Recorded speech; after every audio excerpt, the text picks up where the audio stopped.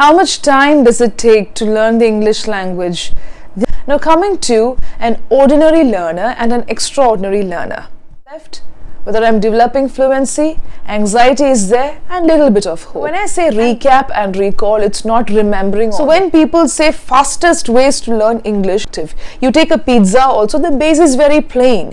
You have the toppings, you have the different.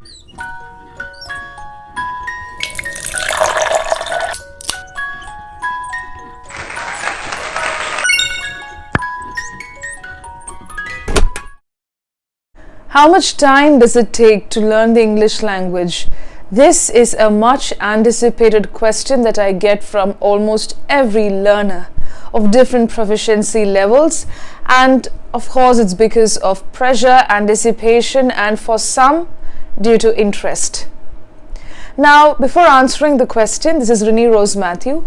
I'm a CELTA certified tutor and also an author. If you're visiting the channel for the first time, do not forget to watch all the other videos. This will be of some help towards your growth and language learning. By the way, the channel focuses on language learning and mental health. How much time does it really take to learn the English language or any language? Let me ask you another question. How much time will it take for you to begin enjoying the learning process? Now, if you answer that question, half of it gets cleared. I know that you're lost in the deep woods and the forest when you begin learning the language. For some people, it's a big thicket, a dense forest. And for some people, you'll know from where to begin. Now, half of the confusion gets cleared if you answer this question. How and when will you begin enjoying the learning process? So before beginning the guidelines, let me give you an example. Suppose you have your favorite dish or dessert in front of you. Nobody has to teach you to begin devouring the dish or the dessert. For example, if you are hungry, you will begin having it. And if it's really tasty, you will go to the extent of asking for more. Now, some of you might be thinking, even if I'm not hungry, I'm already in the habit of stuffing food items. I'm not speaking about gluttony. I'm not speaking about just stuffing the food for the sake of filling your stomach, but it's something else. When you really enjoy something, you will remember the taste. You will be able to recall that taste. You would have also had this experience of recollecting, of also cherishing the memories of a favorite dish much later. Right? So you'll say, I had this at a particular restaurant, or it was prepared at home, and it just gets trapped between your taste buds. That's because you really enjoyed the dish. No matter how many times you have the same dish, you begin devouring and just relishing the dish because of the taste and of course the hunger. But suppose you're hungry, and if the dish is not very tasty, you'll just fill your stomach, and that's it. It's done for the purpose of filling your stomach. Now coming to an ordinary learner and an extraordinary learner. The difference is a little bit of effort is put by the extraordinary learner. The word extra itself answers the question. Right? We have heard this quote also. Now, when it comes to learning, let's take the ordinary learner. The ordinary learner begins learning with some interest and because of some destination, target, and goal. So suppose the ordinary learner has got a 30 days challenge in front of him or her. The person will begin learning with some interest. Initial days of learning will really be cherishing, and sometimes it will be enjoyable also. But later, what happens is this learner begins counting the days and also keeps checking the progress. It's good to have a track of what you have been doing and how much you have learned. But gradually the person begins developing anxiety and also anticipates the growth. So the focus is on how much I learned, whether I have developed fluency. I told you it's good to keep a track, but anticipating and focusing only on the number of days left and how much you have covered will not really give you that beam of hope. So initially you begin with the hope, the interest, and you begin enjoying the process. But after 1 week, what happens? It's more of the days left, whether I'm developing fluency, anxiety is there, and little bit of hope. And then the enjoyment fades away. It decreases. there is a slope down in the graph of enjoying the learning process. This is what happens with ordinary learners. Now, it's not their problem. It's because they're not guided in the right way. Maybe they are not using the active learning methods. Now, coming to the extraordinary learners, they will always have a plan. 30 days challenge or 90 days challenge. It doesn't matter to which level you belong. So this learner will begin with a schedule, a timetable. Even the ordinary learners begin with schedule, timetable. The enjoyment continues. It's consistent from day one till the present. It's not just 30 days or 90 days. The enjoyment continues because of active learning methods. The interest is there. And when it comes to the tracking and the progress, the person will have a check of how much has been covered and how much more to go. So it's a straight line here where the person checks the portions covered and how much more is left to be covered. So suppose you are dealing or maybe reading more on tenses, simple present, simple past and simple future. You cannot learn grammar separately just like that by solving worksheets. You have to learn it with context and also create your own sentences. This is one guideline that I've repeatedly been mentioning in all my videos. Now, coming to this particular point, when the person takes a particular area, reading, listening, speaking, writing goes on like a cycle, and the enjoyment begins and it goes on. So instead of just checking the timeline and the stipulated framework and the number of days and the portions covered, this learner focuses more on how well have I progressed, in the sense whether I'm complete. So it's not just about covering so much, it is the quality with which you cover, not the quantity. It's not about learning more and being greedy about covering and also finishing all the portions. There's no portion. The learning is just endless. It's an endless journey. But when I say endless journey, people will be like, nah, I can't go for this endless journey. I have to just finish it up.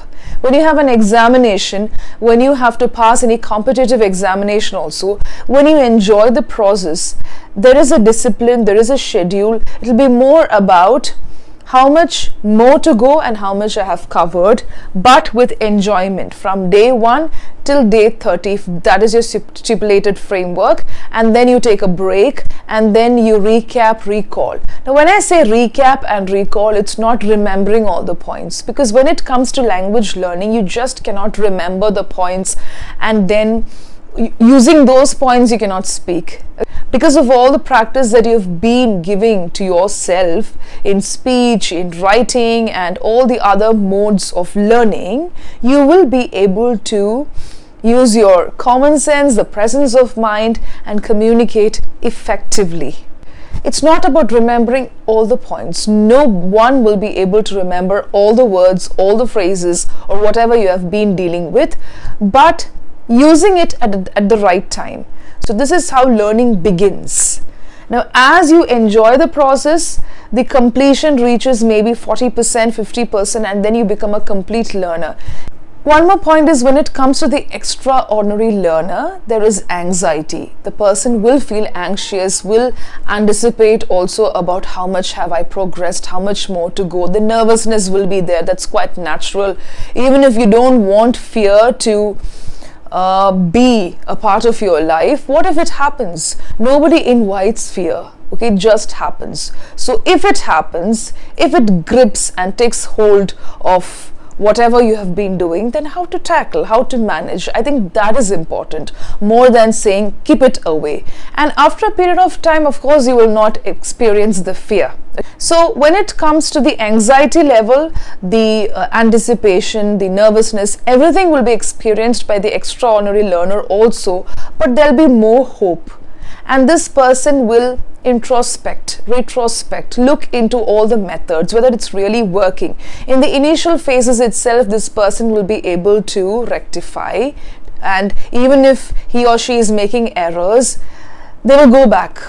They will try to revise the methods, and also restore some of the activities, or really find out where it's going wrong. If the schedule is not proper, if there is distraction, then of course they will try to correct it. The same thing happens here. So here the focus is there. So if you're just learning in the sense, if you're just spending time for 5 minutes or 10 minutes daily, or even 15 minutes, whatever the time limit is, you need to focus and concentrate. Instead of going and being distracted with all the other things that's happening around you, focus and get the maximum. So the beam of hope, the ray of hope widens for extraordinary learners. You will have a lot of hurdles. Come on, people who have really been with this language, not only this language, people who are really working on their skills will definitely face hurdles. And the biggest hurdle that most of the learners tell me is with their own family members, their relatives, colleagues, or it could be their environment as such, or the society, where people discourage and criticize and give feedback, suggestions, advice. It's okay. Some of them are constructive and you know how to filter it. Yes, filter the process. That's also a way in which you learn anything. That's also a way in which you develop on what you have been doing. So let me put all the points together, encapsulating all the guidelines. The layering process begin. It's not that you learn everything in a day. That of course many of you know. So when people say fastest ways to learn English, it's not about the supersonic jet flights that you have. It's not that speed, or the express train that we have. It's not the speed with which you learn and cover the portions. Or even when it comes to reading a book, people say, I read books very fast. I finish 235 pages within a day. Okay, good. But did you really feel complete? Have you understood something? Was there learning? So when it comes to learning, if you follow all these guidelines ardently, with passion, it becomes a part of your routine. And routine becomes interest, and interest develops into wider interest or maybe passion. So do this layering process where you begin, enjoy, begin, enjoy. So when it comes to preparing a cake also, you have the base. So you set the base and then the different ingredients are blended together. It's blended so well with the right consistency in the right proportion, and then it's layered. You have the icing, the toppings. It's not that you begin with the toppings. Now what's happening is people just want to become fluent and enjoy the prosperity of being a fluent speaker. That is the toppings. The toppings are very colorful and it adds lot of delight to the sight of a beautiful cake, right? You cannot begin from there. You should begin from the base. And most of the time when you have the base is not very attractive. You take a pizza also, the base is very plain. You have the toppings, you have the different ingredients. So it's a layering process that should be done when it comes to learning. I hope all the points are clear and that you will follow all these guidelines. So it's always good to aim high, but in the beginning you may have to take shorter steps. You may have to cover short distance and take toddler steps, and then sometimes you may have to leap, jump, and maybe just walk fast and then again take shorter steps. That's all how it begins, and that's how it goes on. Even the experts will face all these hurdles and obstacles, but it's how you manage it. I hope all these guidelines help you, and thank you so much for staying with me. Bye-bye.